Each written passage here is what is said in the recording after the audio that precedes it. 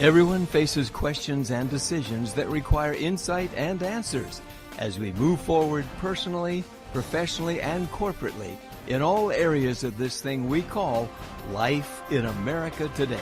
Hello, this is Joe Schofield, and I invite you to tune in every Monday evening from 6 to 7 p.m. as we talk together and hear from key leaders of all ages and backgrounds about your questions. Interesting, informative, intuitive, but always encouraging. Tune us in on BBS Radio Network. Join Pastor Joe and co-hosts Ron Greer, Dr. Paul Hall, Stephanie Thayer, and Dr. Craig Thayer in Raising Expectations.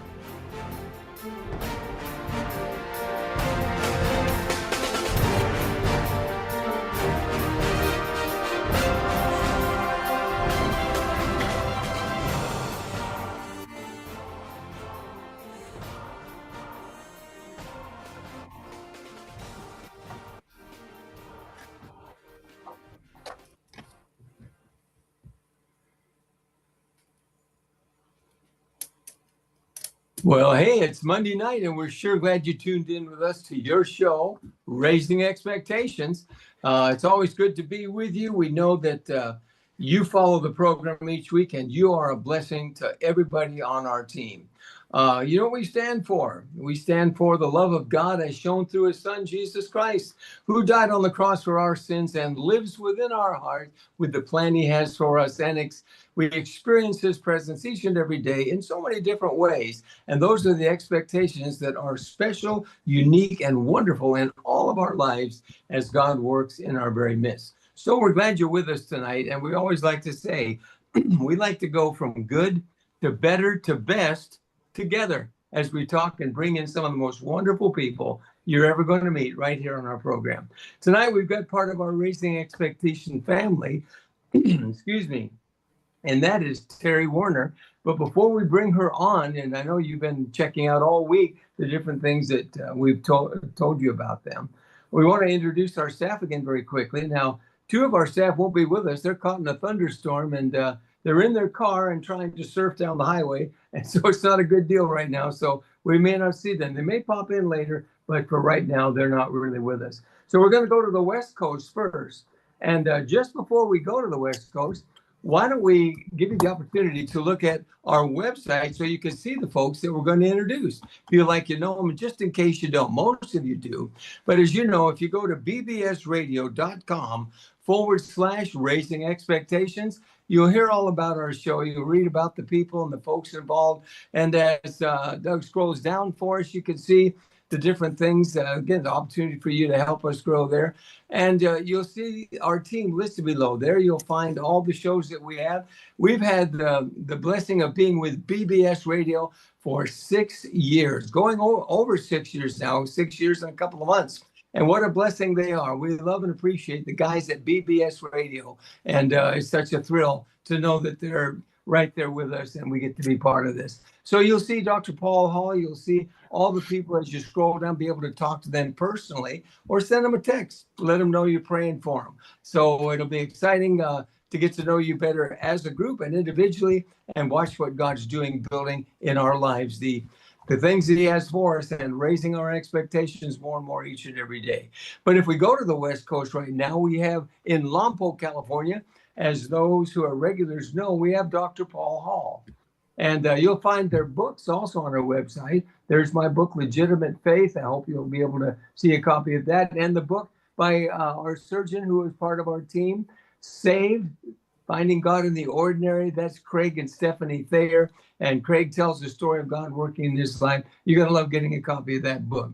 So do check out the website. There's lots of things you can find there to see what's happening. And in the meantime, we're going to go back to the West Coast, back to Dr. Paul Hall, who's in Lompoc, California. Lompoc's near Santa Barbara, and it's on the coast right there. And Paul is a great guy. You're going to want to meet him. He's there. And he's a retired pastor. He's a writer. He's a counselor.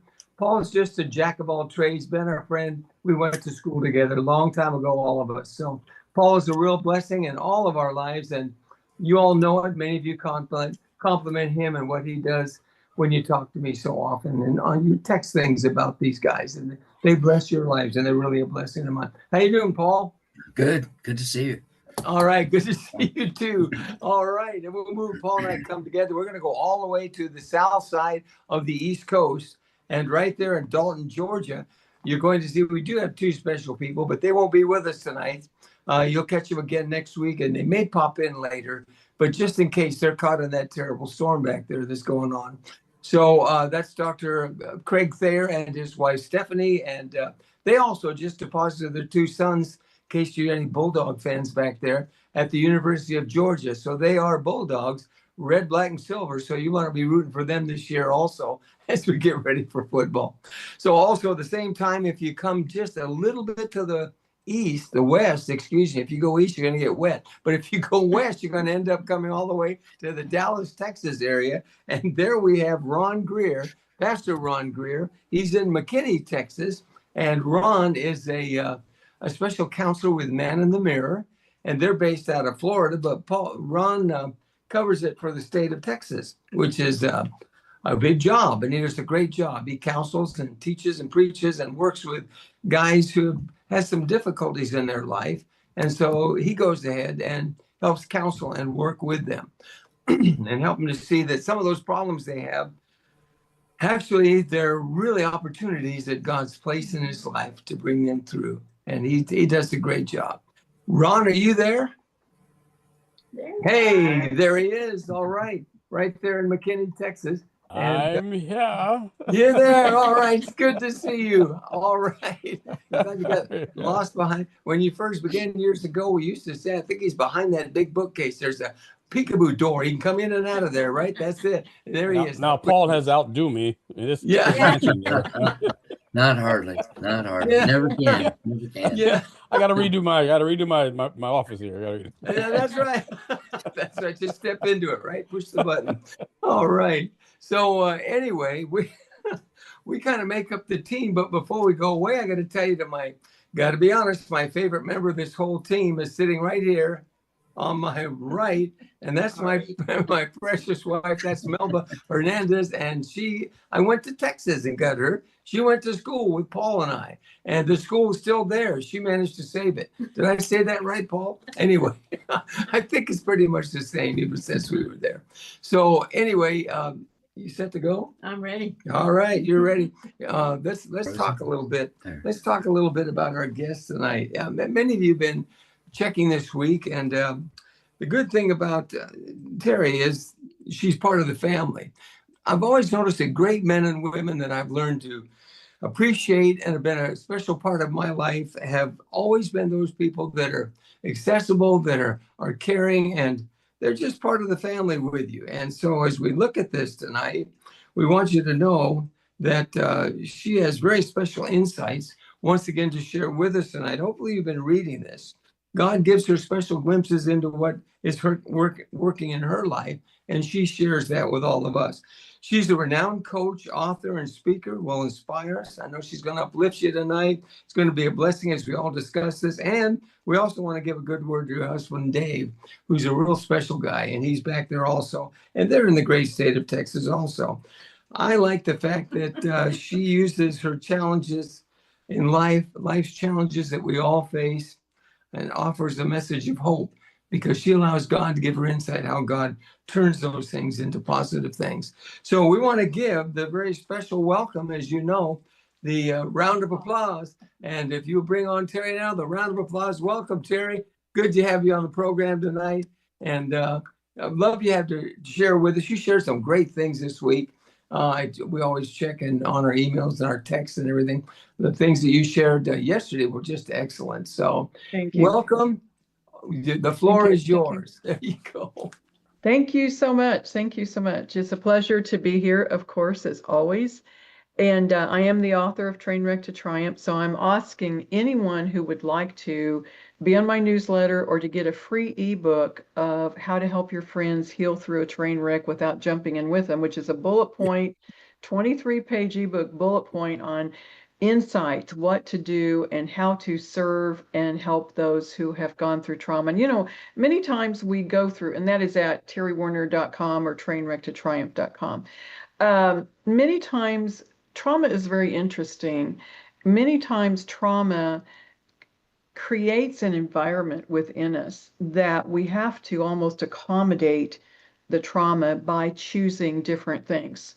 We choose different things, and those accommodations become patterns. We're going to talk about that. But one thing I want to speak about, as we know in the news, it has been recycling, and revisiting the COVID-19 disaster.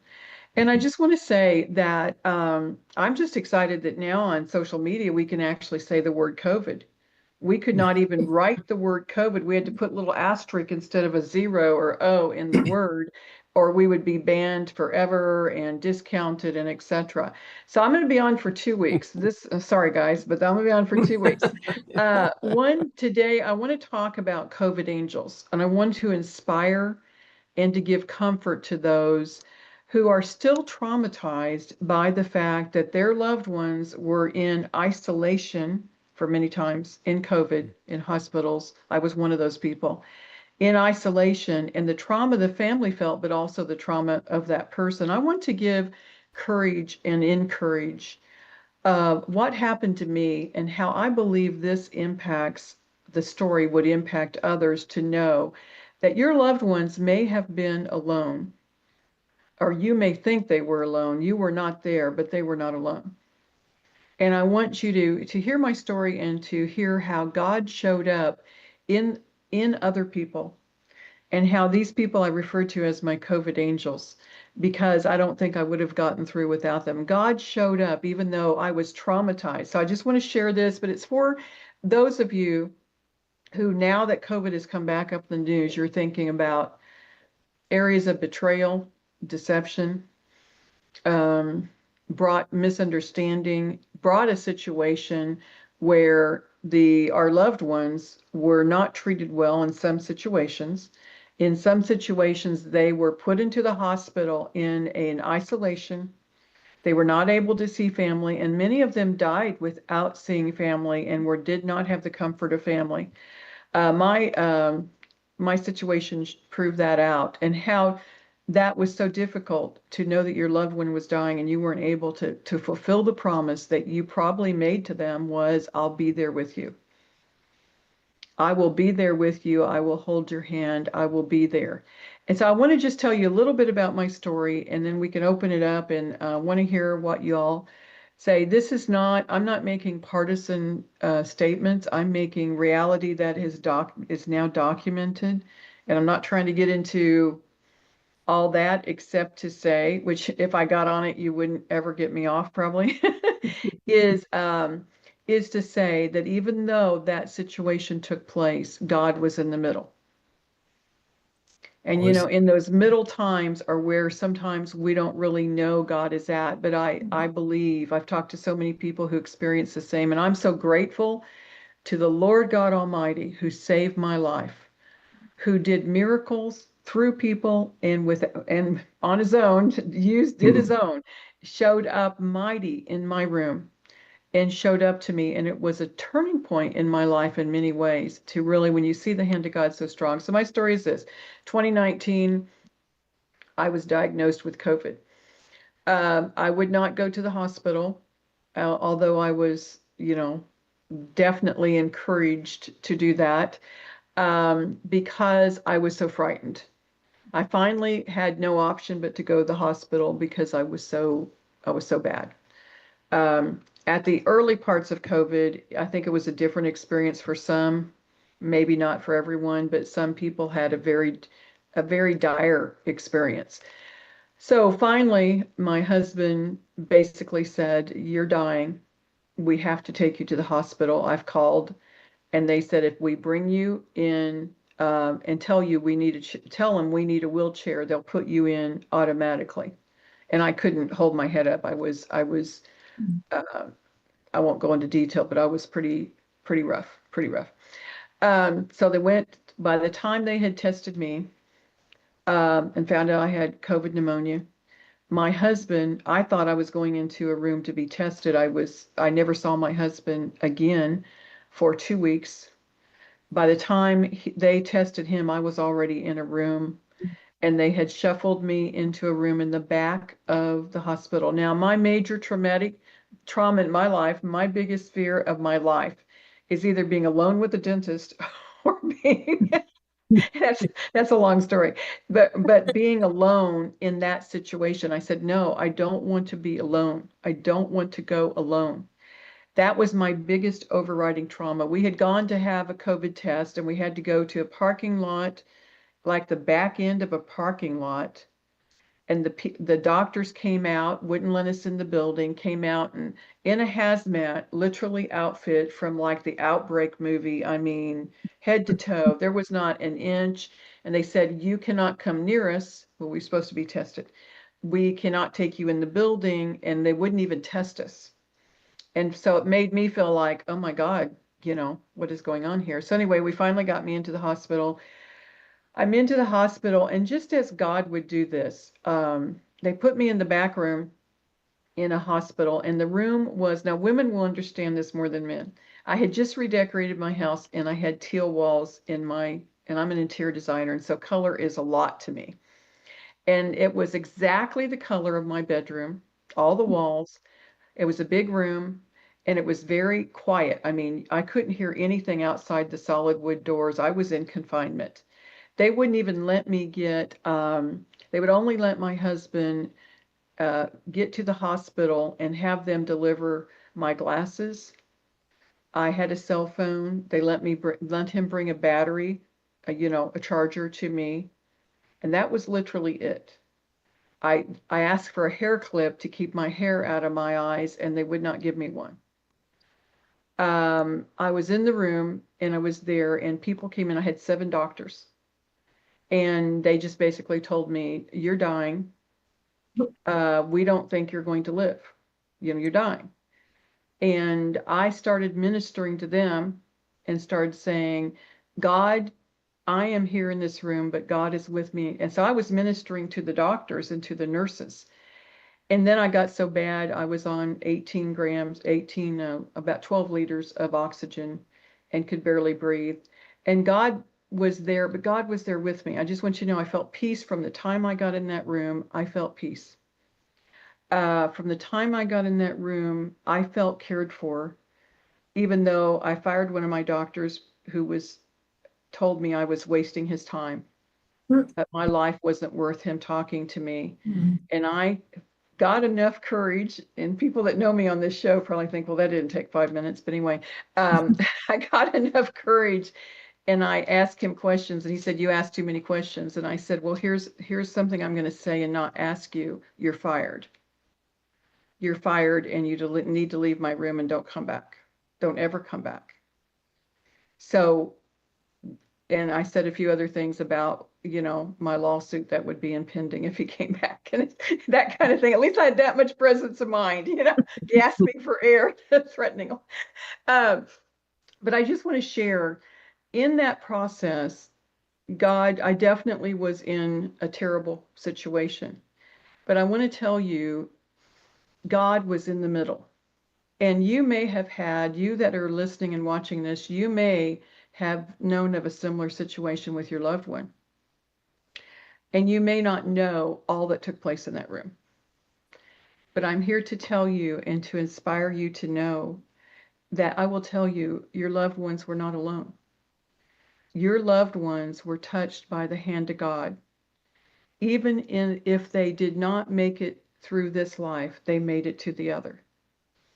So I had many doctors come in and nurses, and bless their hearts, one nurse kept them from putting me on a ventilator. Said, I will get her oxygen need down, and helped her and literally kept me off a ventilator. And she and I would argue every day. She'd come in and joke around, what do you want now? I said, water. I want some water. She said, that's the problem with you. You're always asking for stuff. She would just walk out of the room laughing, get me kind of laughing. And we had arguments right and left, but she would be, God only assigned one person in that particular time in COVID in that hospital. They only had one person. That person would be assigned one day. They would work one day. And then they would end up in the hallways crying in between shifts. They were working. This is at the very beginning of COVID. We didn't know what was happening, okay? And so they would have, instead of, for me though, I would have the same person 4 days in one shift and 4 days in the next shift. I'm just giving a testimony so you all can know that more may have taken place on behalf of your loved ones than you know. You may never know all that was done for them. And I want you to know, I just want to encourage you. And so I had a man from Nairobi, Africa, who came into town, had a very thick accent, came into town the night before he was to serve me to be my nurse. He was a night nurse. He was a pastor here in Dallas, and he would come from Nairobi, and was pastoring a small church here. And he told me, God woke me up the night before and said, the woman you're going to be serving, you're going to be caring for, I felt they were serving me. That woman has a calling on her life, and tell her she's going to live and not die. He was there 4 days. He said, I'm going to be here 4 days. I'm never with anyone 4 days, but I'm here for 4 days to minister to you. And he ministered to me for 4 nights. Then another person came in. The janitor came in and said, while I'm here, can I pray for you? God told me the woman in this room was called of God and would live and not die. The woman doing the EKG, same thing. Other nurses, same thing. Other doctors, same thing. I had one medic that asked if he could hug me, even though he wasn't supposed to. They couldn't touch me. They served me from 20 feet away with a mask, with a hazmat whole outfit on, even their feet covered. And I had to yell at them to speak. And they couldn't, if I didn't have my mask up, don't even get me going on that one. If I don't get my mask up, they couldn't talk to me. All this was part of it at the beginning. It was part of it. They used more disinfectant than allowed by the law. They took blood from every place you can imagine because they couldn't figure out what was going on. All this was going on, but I still had the voices coming in and saying, you're going to live and not die. God has a call in your life. God has a call in your life. You're alone, but you're not without him. God has a call in your life. And I just posted something a few days ago about using our voice. I really believe people that are called to us have a vibration in their voice that our soul hears, that our spirit hears, that we are meant, and we have that voice for others. And so I just want to encourage caregivers to continue to giving care. I want you to know that your loved ones may have had an experience with God that you will never know what happened until we get to heaven. But I want to know, one night they couldn't keep my blood pressure up. My blood pressure was a problem. They gave me 10 rounds of remdesivir, 10 days and 10 nights of remdesivir, which whatever happened in the hospital messed with my kidneys, and my kidneys were going into failure. And my blood pressure was way down. They couldn't get it above 30. And etc. And so one night the nurse came in and she said, I'm not supposed to tell you, but we don't think you're going to live through the night. And I said, why? And she says, your blood pressure. We cannot get your blood pressure up. And I said, okay. I called my dad, who's a pastor. I called my husband, of course. My husband was answering my calls all the time. We were in constant conversation. And he had COVID too at home. And I said, they're saying I'm not gonna make it. I said, we have to pray. Something is wrong. Something is wrong. We have to pray. And nothing was elevating. I laid with gospel music on my phone and listened to it all night long. Terry McGammon's He Restores My Soul. When life's pressure weighs on me, He restores my soul. I lived with that in my ear. That was the voice I heard. I didn't hear the doctors when they would come in and say, pray to the God you pray to. And ask him to give us answers because we don't know what to do. They would not give me ivermectin because it was experimental with 15 years of proven documentation, but they would give me remdesivir, which had a negative effect. So this is the point. One night when I thought I was dying, I cried out to God out loud and I said, God, we need an answer. And I'm telling you, as sure as I'm sitting here, as sure as I am sitting on this chair, I heard the tangible voice of God say, we don't need an answer. I am the answer. Now, preacher's kid, marketplace minister, I'd already written my book. It hadn't been published yet. Good thing I'd written it before because I didn't remember it for a year. I was in a wheelchair when I ended up leaving the hospital, but God said he was the answer. And I said, yes, you are. And I need that answer on my blood pressure. Now, I just say all those things I had done because I think we come to a different place in life. We've had miracle after miracle. I've had unbelievable miracles in my life. But in that moment, at that time, for who I was in that moment, I needed that miracle. And the next day, things started changing. They were able to find a way to get me out of the hospital because they did not see me being able to leave. They put me on an opioid codeine instead of a cough medicine, and I had a reaction. And I think I really felt what death feels like when the life just goes out of your body. I had this reaction 4 times. I just want to tell you this testimony. One of the doctors who was my pulmonary specialist, who was from Brazil, walked down the hallway and they were screaming, running through the hallway, trying to get me back alive, because when you have a reaction like that to that opioid, you feel like life has gone out of your body. You feel it leave. And he said, what is happening with that woman? And they said this, and he said, don't give her that again. He walks in next day and he said, I had the same thing happen when I was playing soccer in Brazil. And what happened to me is what happened to you. That was a reaction. You'll never be on it again. Your charts say so. But he just happened to be, walking down the hall from Brazil. And says, here's something through the solid wood core door that I could not hear. Well, other people could not hear anything. I heard other people's medication, sound that through the wood core door, 5 doors down, heard their medication was off, would call the nurse. The medication down the hall is making a sound that I can hear. God just gave me that ability to do that while I was there. God showed up so many times with so many people. I had a medic ask me if I would give him relationship coaching for he and his girlfriend. I'm like, well, okay, if I can talk through the gasping, I'll be glad to do that. I'm just giving you this testimony. There are people that have way worse testimonies than I have suffered way more than I have. But I want the people that are living. I want the people who went through this and are living to know God was with you. And I want you to know who you don't know. If your loved one, how they felt when they died, they were alone. I know many people whose mother died alone.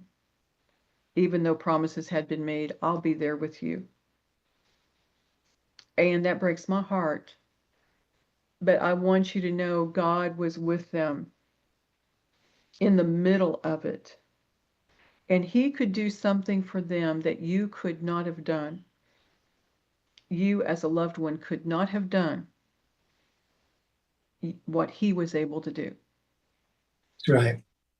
That's right. I just wanted to give you that information to share, to maybe encourage some people.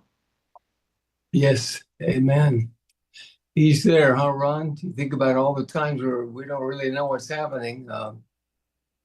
You peruse through the back of your mind and your memories and think about people you've been with and helped. And boy, too bad we lost Craig too tonight. I remember some of the things he said right there on the medical table, huh, when he's worked. But Ron, with the guys you've worked with, and you think of a time maybe that's come along like that, or There you go. COVID is a difficult subject for me because it was Yes. the height of my absolute rage for 3 years. Yeah. Yeah.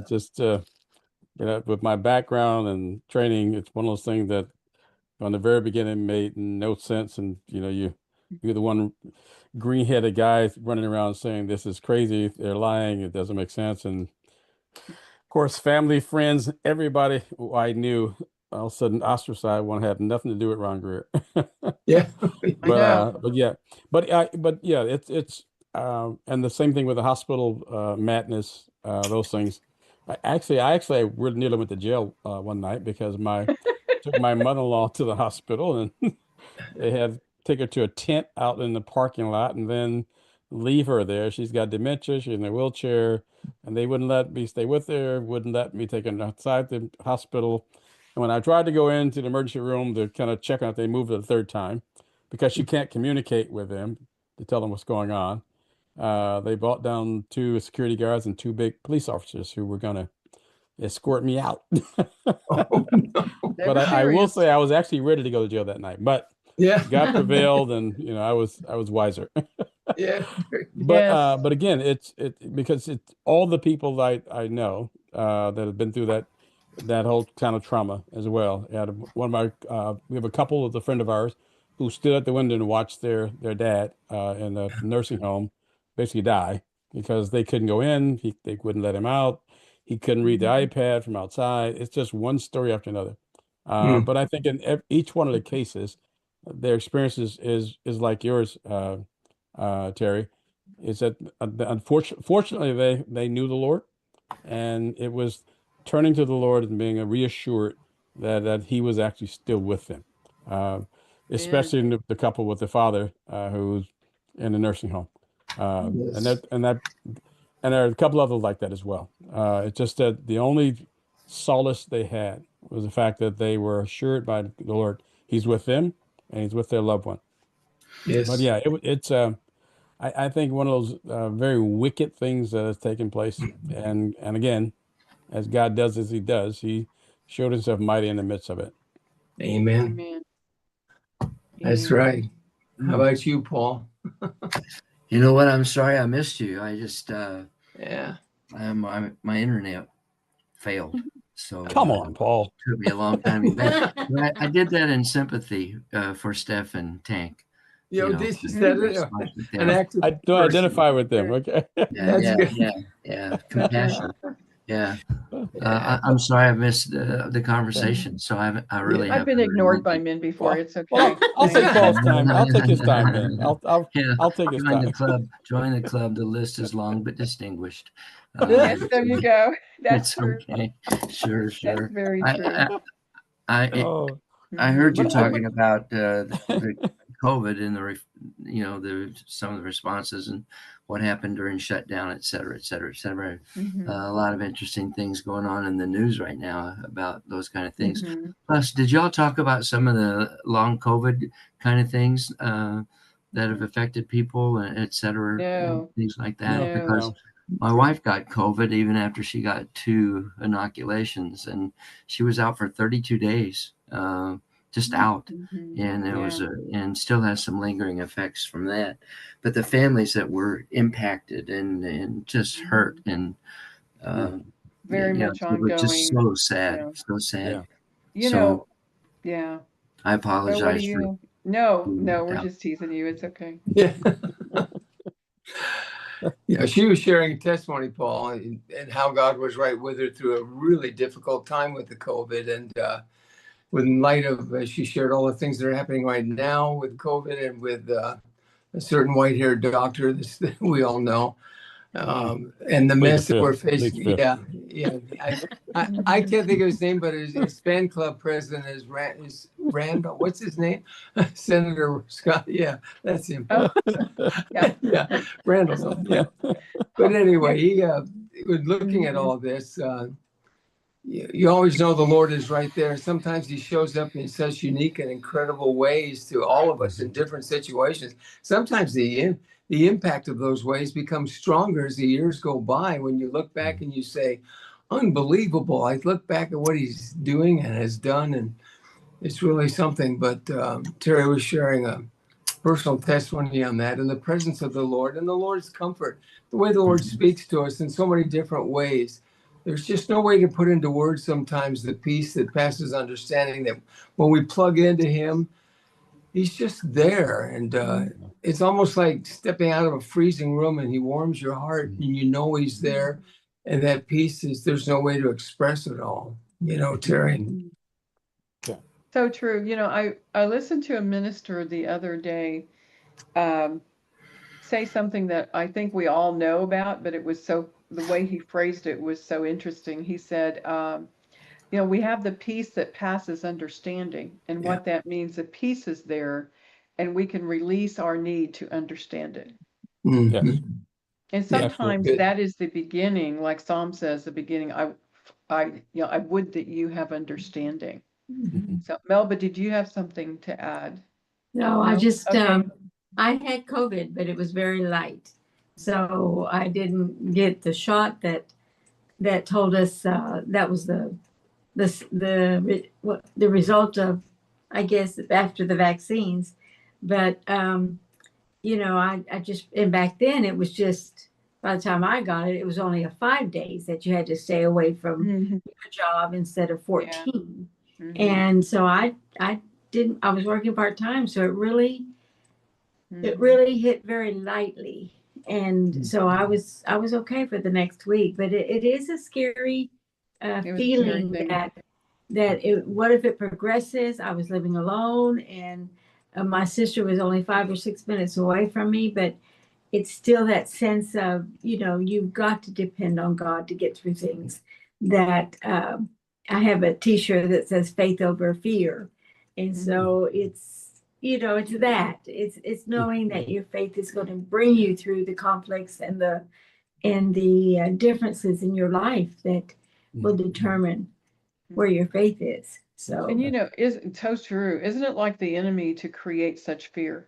yes, You know, there was such fear, it shut down the country, you know, financially, job yeah, wise. I remember thinking, isn't it odd? I was the one that thought this was embellished. Before I got it, I thought, you know, there's more people died in the flu of Texas than blah blah blah. The Mhm. first year of COVID and et cetera. And it which was a statistic. Of course, they made everybody who ever died in the whole country, they died of COVID was the stats.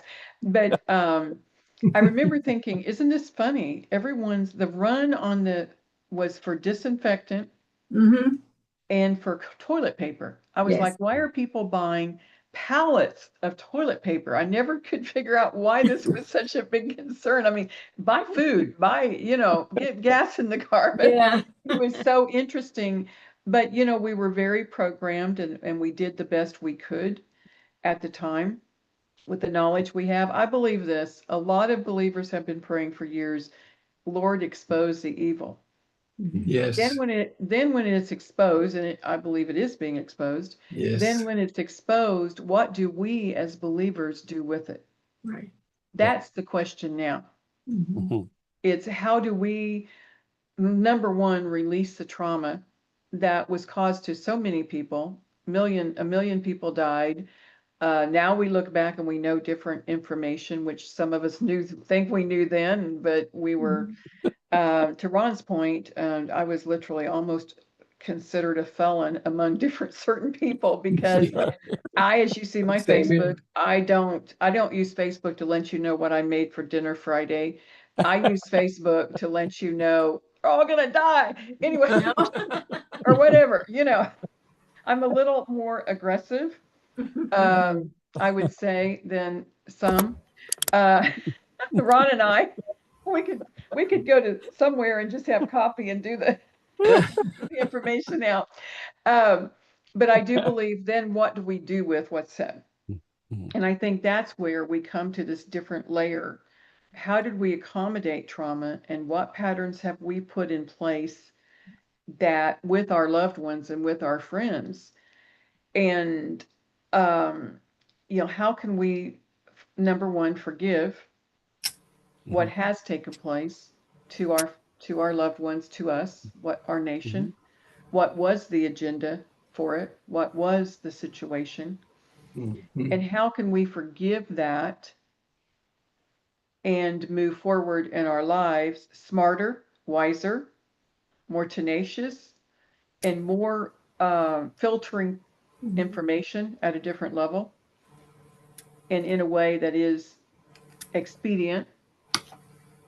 How do we do that? I think that's the key for tonight's session, maybe, is I wanted to encourage people that, you know, you may not know all the beautiful things that happened with your loved one. Well, that encouragement. But also to forgive. Yeah, I'm sorry, Terry. Go ahead. No, that encouragement is so real, and I think it ages like a fine wine. Can I say that, guys? You bet. I think it ages. The more we look back and remember these things, the sweeter they become. But I think it also has to lead to what we learn. I have no question that it was a part of a plan, a laid out plan. I believe it was a radical democratic plan from the beginning, from A to Z. And it covers right through the nation today. And the things that I see happening, I think God is putting pieces of a puzzle together right now that will not only purify our understanding of what's going on, but at the same time give us insight to forgive, yes, but to also learn and to deal with what we do with it now. Where do we take a stand? You know, we always, as Americans, are the people that are willing to go the extra mile for everybody. Everybody in Europe knows what we've done over there. And of course, when we need them, where are they? But that's another subject. When you look at this, that's total enough. But it's all like part and parcel. We have to learn from these things. I'm not going to be around that much longer. Well, I don't mean that the way that came out. I'm not going to be here another 50 years. If I do, I'm going to be rich. I'm going to sell the story, Ron, on how that works. But but the fact is, kids, grandkids, the coming society. I love this country. I love the United States of America. I love what it stands for. I love the Americans that founded it. I believe in the Constitution. I believe in these things. And it's implanting. The weeds are coming up everywhere. So we need to learn. And one of the biggest parts of this plan was what was sprung on us. And so I think we do need to learn. But coding all of that or picture framing that because of what you were sharing, Terry, hey, we don't even know how much God was doing in the lives of those who were suffering. And we know he was there. And then it tells us we know he's with us now, but we need to keep our hearts and our minds in order. Yeah. Totally. Another one of my, I guess from my perspectives is, and I won't go through that all over again, but the whole thing to me was, I agree with you, Joe. The whole thing was orchestrated and planned and used. Anyway, there's some legitimacy to it, but still it was used. But I think the thing that I think shook me and I think bothered me most, and left the most residual, I'll say partly resentment, other part is disappointment. It's so you see this thing happening, and then your expectation is, okay, then God's folk, given the Spirit of God in them, will give them discernment and then give them courage, and they'll see it for what it is. And then you'll have this voice in the midst of this chaos and darkness saying, look ye to the Lord and don't be afraid. And I was flabbergasted when one friend after another, and then one very prominent pastor after another, all shut the churches, went into hiding, encouraged people to go along, blah blah blah. Would interfere. My brain went back to, you go out throughout Scripture, right? So it's like, okay, what is it that you're trusting in? It's like God says, okay, I'm going to expose that. What are you trusting in? And what have I told you to trust in? So it's like his people were drowsy and sleeping and sort of not paying attention, and God says, okay, I need you to wake up. And then wake up to, what are you putting your trust in? Because instead of trusting me and what I've told you, you're now struggling to reach toward the government and agencies and everyone else for the answer and for your salvation and blah blah blah. And I saw it over and over again. They're not going to be trustworthy. They're proving it. I mean, they're proving it. And when it comes to the church world, and the level of disappointment, I guess is the word, is that even after the government said, okay, churches can open. Multiple churches got together and decided not to. Yes. And they literally were having people show up in the parking lot in their cars, and they would go by and Yes. touch the car versus the Yes. people, and Absolutely. etc. And I think there's a place we have to get to where we understand what courage looks like in the Yes. faith. Yes. And I don't think we're there. I don't Yeah. think we've learned. I don't think No. we have. And or a lot has not. And how do we lead? How do we lead? How do we not get complacent? Hey, I only have to do one service versus several. I'm not saying that that was even communicated. Hey, I got you. I mean, I think we have to lead and we have to feed.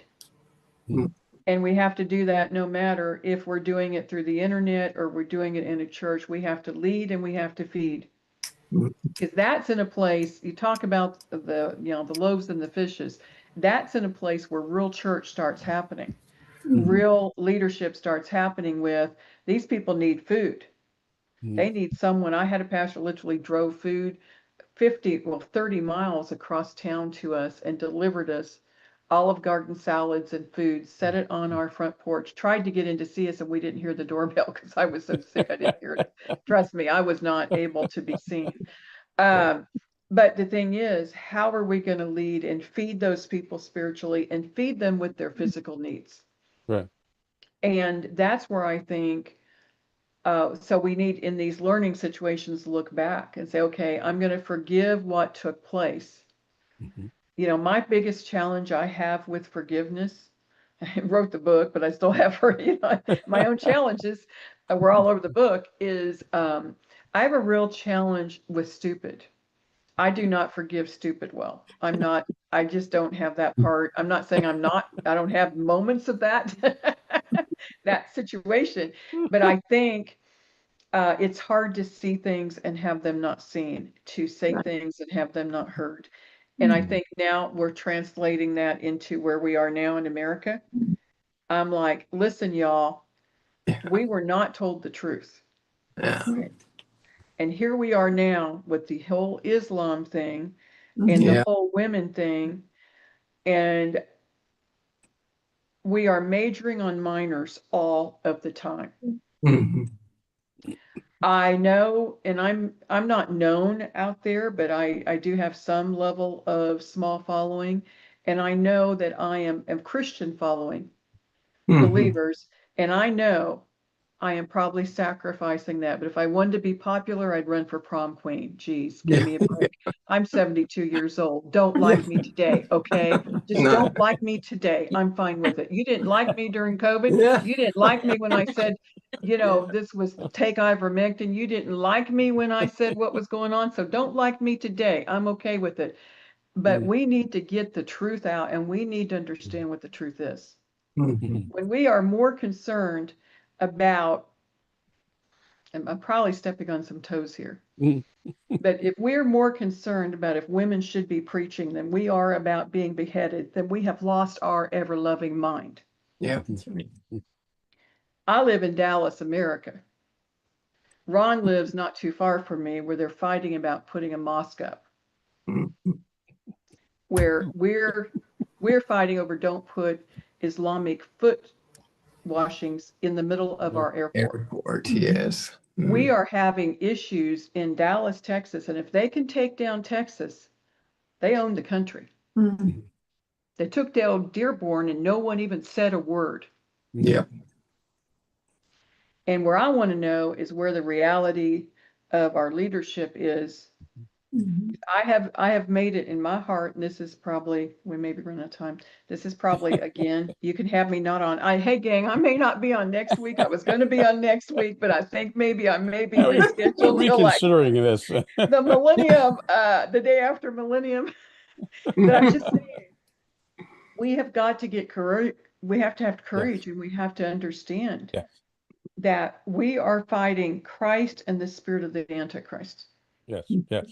And I'm not saying that they're not good people, and I'm not saying that there's not a lot of people that would love to know the full truth of what they believe. They're misled.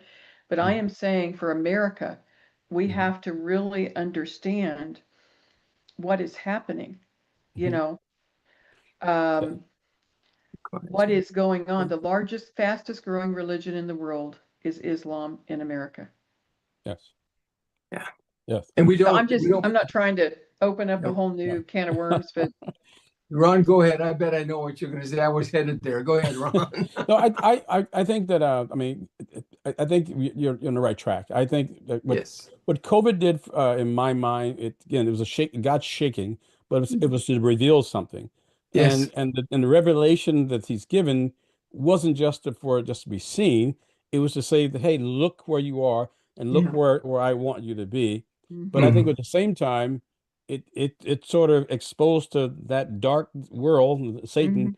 Hey, not look, see how weak they are. Now let's kind of overwhelm them. And I again, the whole Islam thing has been a pet peeve of mine for 20 years. But Mhm. this explosion is taking place, and there are different elements that took advantage of it. So what I want pastors and I want Christians to do is say, okay, understand what God exposed, and Mhm. that what you exposed, it's Revelation 3:2. So now wake up and go back and strengthen what remains. That Mhm. truth that you know, and the things you understood, and the things you've come to understand. So now strengthen those things and then build on those things. Yes. Uh, we're to go back and build on those things that's proven to and be pray true. and Well, pray yes, for the and pray. What I'm praying, and I'm sorry to just no, to no, say no, this one thing. What I'm praying is, you know how the Muslims in other countries have been awakened by dreams of Christ, yes. and they have Yes. converted to Christianity. That's what I'm praying for America. Mhm. I'm praying that they're all coming here and that we're able to have a great mission field on our front doorstep. And we don't have to travel. They're right Yeah. here. Yes, right Yeah. there, right. And I'm just praying that God sweeps and there's a great move of God in Yeah, America, and that we see all this come together for the the kingdom. arrival. Yes, That's right. And yes. I believe that is what is going to happen. I'm sorry to interrupt you on No, that. no, no, no. I think I agree.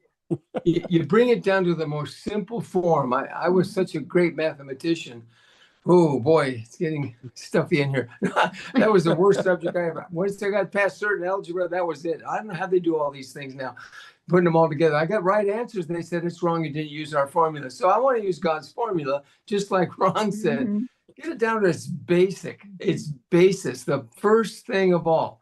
Where is the moral compass that we want to go by? Is it in Christ, in Christianity, where he founded what the beginning of Christianity or spread over the world? Is that where we lie, where it speaks about truth and honesty, where it speaks about, we go right down the list of what it means, a God that with the entire faith built on loving one another, leaving them with their heads, all the things that are correct?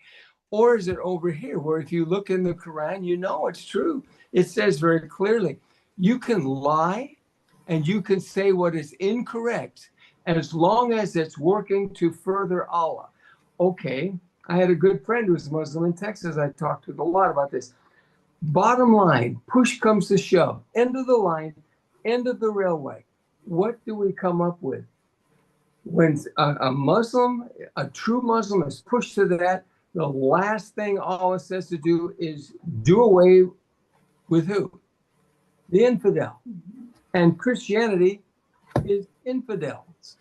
And so when it gets to the end with all the smiles and negotiations, the talk, this, that, the other, their goal is to do away with all infidels.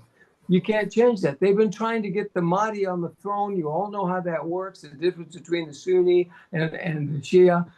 They've tried to do this forever. It's not going to go away. So what do we do about it? Don't worry about it. Like Ron said, remember the peace God gave, like he said, Terry. Turn your eyes upon Jesus and listen to what he's saying, like Ron says. Get in your Bible and see what it says, and then stand up. Stand up I for think Jesus. we have to learn how to speak to Muslims to convert. And now Yes. there are people going around training, they're here. So how can we, uh, you know, speak to them about that? And one thing I'm very encouraged about, there's a lot of prayer groups going on now, where there's a lot of things going a different direction, where there are some things changing. I think the arrogance that we have decided is our culture, arrogance interrupts awareness. And we have to, I'm just saying, okay, we're not going ye. We're like, okay, they're here. With the go ye part ended, so they're here. So the go from ye part's done. So what do we do to use this as a mission field? Knowing the fullness of the truth, and always my argument or my debate. I don't like a debate because there's always a winner and a loser, and I don't like to lose. So I end up getting a tad competitive, is, comparing the Quran to the Bible. Thou shalt love thy neighbor, opposite. Yes. Everything is a contrast. Love this, honor thy mother, all this stuff. We have to also keep in mind as believers that we keep the big thing the big thing. Yes, that's right. That we don't get off in this side tracks. I'm watching literally 50,000 posts on something that was first century conversation. Wherever you're at on it, I couldn't care less. It's a conversation that is not important.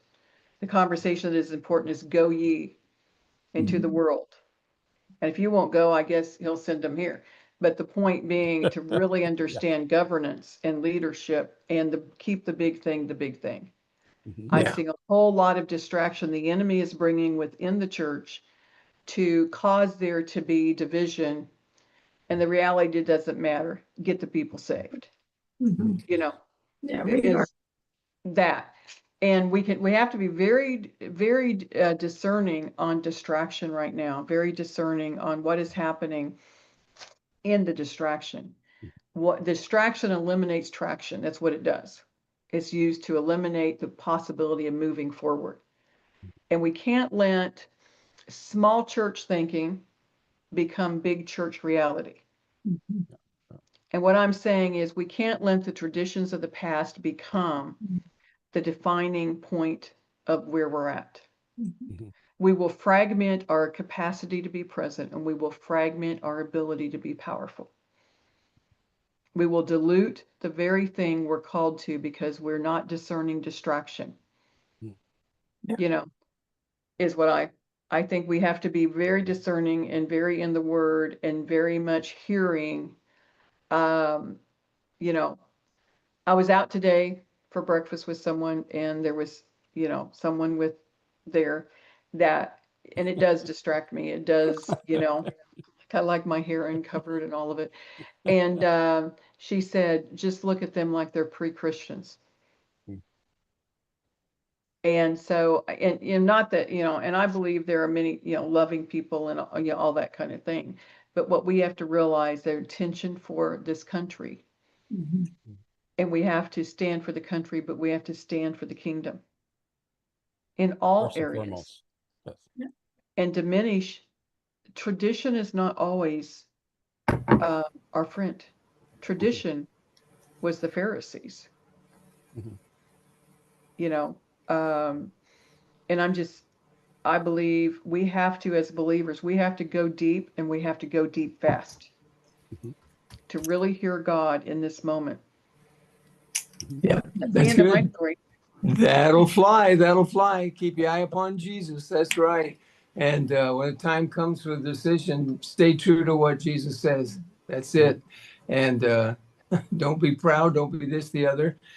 Be thankful and proud of what God's done in our ancestors and for in the nation, but also he's done wherever he's worked. So I think that's important.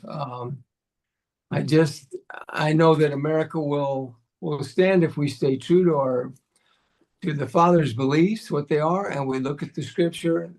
We'll be fine. Everybody's welcome. But if you come here, join up, as the Marines say, right? There's a Marine. If you come here, join up, be part of it. But don't come here to change it. You come here to join up and be part. So anyway, boy, time goes by when you're having a good talk, doesn't it? Wow. So, yeah. Well, I Paul didn't get a word in the whole night. It'll be another night. I just say, I heard a guy say one time, or maybe I read it. we've reproduced a company of walking dead men. And if we say we want to, if we say this is a spiritual warfare, it's a spiritual battle, Yes. and that's the core of it. If I had a guy driving, and they drive down my street and they drive really, really fast. And if I saw somebody doing that, I could stand, if they hit a child, I could stand on the curb and say, "Oh, I'm so sorry. I forgive you. You know, you probably had a lot on your mind." Or maybe I could go out and stop that guy, you know, and say, you know, enough is enough. And I think I just real quickly, I have a real concern that it as people are one to Christ, we reproduce in them our understanding, perhaps, is a good way to go. But you know, if we're just gonna, I'm sorry, I'm stepping on toes. If we're just gonna go out and say little Jesus, meek and mild, we've missed it. You know, we've missed it.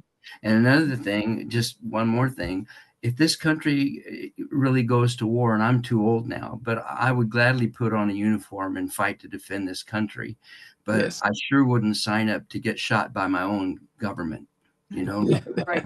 And that's a whole different deal. And that maybe it's something we can talk about later. But things like this, you know, it just brings up so many things.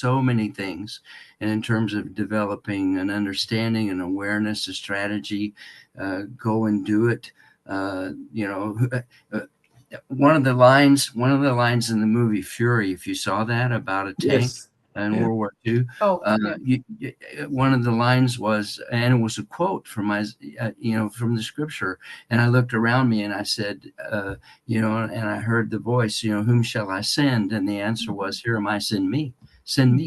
And I'm not confident we've spoken to the hearts of our people enough to, when the call goes out. When 9/11 happened, my brother-in-law left what he was doing and signed up and went, you know, here am I, send me. So who are the send me's? You know, who are they? Are we willing? You know? Just I'll say this one. I'll say this one last thing. 1967, by a very smart man, very wise man, very close to me, said, the number one thing that will be the ruination of America is if we don't understand that tolerance is not love. And that tolerance would be the thing. And as a woman, I will say I'm concerned about women not standing. The women that were burning their bras in the 70s, the women that were marching saying, I want to kill my baby, are not standing. And what just happened in Massachusetts, with up to moment of birth. After birth abortions, what they're going to call them is after birth abortions, is on the way. And it began 15, 20 years ago by a woman in politics. That is not my favorite. And all I'm saying is we have to lead. And that's leadership is not a popularity contest. It is literally the most unpopular thing you can do. That's right. When you're not leading. But I love you guys. Thank you for the opportunity to rain on your parade one more time. We'll all be together umbrellas next week. provided. Sorry. We'll be together next week. That was just great. coming here to encourage. I'll be nice next week. I'll be nice. I promise. Next week. No, that's great. You were terrific. Ron, any last word? I would go back to my deal is hey, notice what God has shown you, and then wake up and strengthen that that still remains that you've learned, because it's about to die. And he says, stand up. So in other words, strap up, armor up, put on your big boy pants, and get out of the pews and into the streets and your neighbors' houses, and again, spread the gospel. Stand up boldly to do just that, because otherwise we're done. It's not going to happen. And Ron, this week, could you fix McKinney, please? Next week we want a progress. I'm working on it, but no one's listening. Working on it. My God. Keep up the good work, huh, Paul? Just on that note, though, I sincerely, having been a Muslim myself, Balandu Hudari, there are things you learn, and because I learned those things and God brought me out of that, It's always been a kind of subject of study for me, and and I'll be honest with you, it's almost terrifying to see not the number of Muslims who are coming and who are taking over. It is the ignorance and the what do you call it? The sleepiness of people around. It's like someone is about to cut your throat and you're sharpening a knife for them. Yes. It's mind-boggling to me, and it's not as if we haven't had examples for 1400 years, but not just that, just recent years. You look at Europe, you look at Germany, France, Spain. Just go down the line. It's right in front of us. Yes. And for some reason, pulpits are quiet, Christians are not in the public square, and we have politicians who are actually welcoming it. You mentioned the women standing up. I would disagree on this at this point, right? They're standing up, but they're standing up with the executioners. Yeah, right. They're out Well, marching true. with the very people. It's absolutely mind-boggling, and it brings you back to, what does satanic delusion look like? Yeah, right. What does mass delusion look like when people have rejected God? And I say it's in front of us every single day, all day. So, Well, and the only answer to that God's given us is His people, His church. You know? That's right. Wake up, stand up, strengthen what remains, and stop that's dying. Rescue it. Wake up. That's and paying right. attention to what is done, not what is said. Absolutely. Yeah, that's right. Absolutely. Our aroma, the currency of craziness is, if that's such a thing, is paying attention, not paying attention to what people do, paying attention to what they say, and Absolutely. calling them out on that in our own lives as well. Yes. Is, I guess, that's where it is. It's all around us. Well, I tell you what, ladies and gentlemen, we're sure glad you tuned in tonight. We don't know if you're in a storm somewhere. If you are, we hope you're safe. We pray you're okay. And Terry, thanks. Thanks so much. It's great. You and Dave are special people. Thanks for your insight, for your heart for God. And give your dad a hug for us also. A great pastor he is. He had an exciting 93rd birthday. We gave him a fun thing. Yeah. Wow. Good. Well, he's been on the front line, Ron. He's cool. 93. 93 and still going. Amen. I love it. Still preaching. So Terry will be back next week, and hopefully we'll be on If you let me. with everything. Yeah. If you don't get a lot of complaints about me, I'll be back. Yeah. There you go. All right. Ladies and gentlemen, thanks for tuning in. God bless you and keep you. And we'll see you same time, same station next week. Amen. And our prayer is that God speaks to you all during the weekend, that as you step out for Him, as we've shared tonight, you'll hear His voice saying, "Well done, my good and faithful servant. I'm right here with you." God bless you. See you next week on Raising Expectations. Thank you, Terry. Bye-bye. Thank you, guys. Thank you.